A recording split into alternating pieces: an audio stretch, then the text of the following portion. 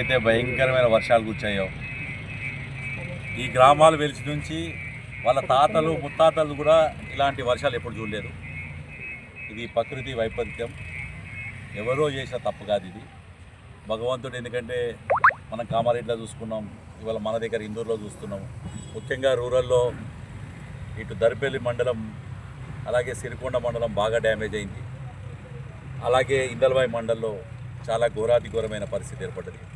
ఇదంతా చూసిన తర్వాత ఆ రోజు నుంచే మన గౌరవ పార్లమెంట్ సభ్యుడు ధరంపురి అరవింద్ గారు వీరి యొక్క జిల్లా యంత్రాంగంతో మాట్లాడుతూ, నిత్యం మాతో కూడా మాట్లాడుతూ, మండల పార్టీ అధ్యక్షులు మండల ముఖ్య నాయకులతో మాట్లాడుతూ, మొన్నటి రోజు అసలు ఎలాంటి పరిస్థితి ఉంది, మనం ఏ రకంగా వాళ్ళని బతికియాలని చెప్పి ఆలోచన పెట్టాం.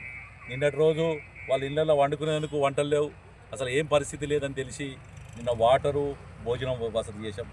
ఇలా ధరంపురి ఫౌండేషన్ నుంచి మన గౌరవ పార్లమెంట్ సభ్యులు గారు ఈ మొత్తం వాడి కానీ లేకపోతే తాండాస్ కానీ ఏవైతే, అలాగే చిన్నపల్లి కానీ లేకపోతే మన ఇందల్వాయి తాండాలు కానీ, కొండూరు కానీ, పెద్దవాళ్ళగోడు కానీ, చిన్నవాళ్ళగోడు కానీ, సిరికొండ మండలంలో మిగతా దగ్గర కూడా దర్పల్లి మండలంలో ఏవైతే వాస్తవంగా నష్టపోయిన కుటుంబాలు ఉన్నాయో ఆ కుటుంబాలను ఆదుకునేందుకు ధరంపురి ఫౌండేషన్ నుంచి 5 కిలో బియ్యం, ఆయిలు, అలాగే పప్పు, ఉప్పు, కారము, పసుపు ఇవన్నిటితో కూడిన ఒక నిత్యావసర కిట్టును ఈరోజు వారు ఇవ్వడం జరిగింది. నిజంగా కూడా చాలామంది రాజకీయాల గురించి మాట్లాడదలుచుకోలేదు, కానీ చాలామంది వస్తున్నారు వెళ్తున్నారు, వాళ్ళ గోడు వినేవారి పరిస్థితి లేదు. ఇల్లు మీద స్లాబ్ అట్లనే ఉంది, కిందికేది భూమి అంతా పోయేసింది, కిందికేసి ఇంట్లో ఉన్న సామాన్ అంతా కూడా ఒక్కడి కూడా పనికి రాకుండా అయింది. వాళ్ళ వారి పరిస్థితి చూస్తున్న రోజు కళ్ళకి నీళ్ళు వస్తున్నాయి. ఇక్కడ ఒక తల్లి చూస్తున్నారు, మొన్ననే కొడుకు దుబాయ్లో చచ్చిపోయిందని ఏం చేయాలో అర్థం కాని పరిస్థితిలో తల్లి ఉండే, ఆ తల్లి పరిస్థితి ఇలా ఉన్న బోర్లు పొలాలకి ఉన్న బోర్ల కాడికి కొట్టుకుపోయినాయి. అసలు నేను ఏం చేయాలి, నేను ఎందుకు బతకాలి, నేను ఏదైనా తాగిదస్తే అయిపోతుంది కదా అని బాధతో ఆమె మాట్లాడుతుంటే నిజంగా కూడా బాధ అనిపిస్తుంది.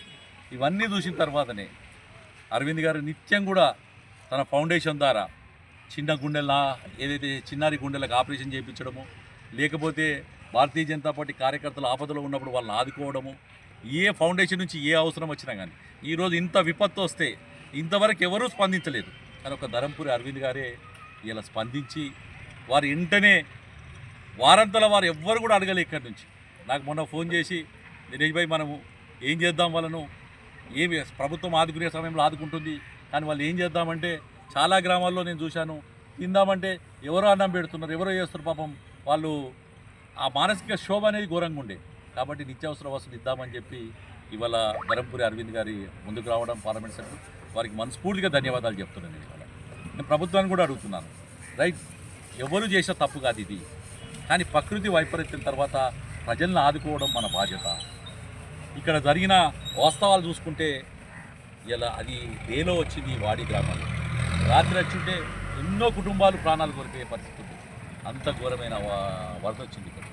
కాబట్టి నేను మరొక్కసారి జిల్లా యంత్రాంగానికి, రాష్ట్ర ప్రభుత్వానికి, ఇవాళ నుంచి శాసనసభలో మీటింగ్ నడుస్తుంది, నేను గౌరవ శాసనసభ్యులకు కూడా రిక్వెస్ట్ చేస్తున్నాను, మీరందరూ కలిసి ఏదో పత్రికా స్టేట్మెంట్ల కోసం కాకుండా వీళ్ళని ఆదుకునే విధంగా ఈ గ్రామంలో ఎవరైతే 60-70 కుటుంబాలు ఇండ్లు కోల్పోయి ఉన్నారో వారందరికీ తక్షణ సహాయం కింద మీరందరికీ కూడా మనిషికి 20 లక్షల రూపాయలు. ఎందుకు అంటే ఆపదస్తే మనం ఎవడన్నా ఆదుకుంటాడని ఒక నమ్మకం కలగాలి ప్రజల్లో.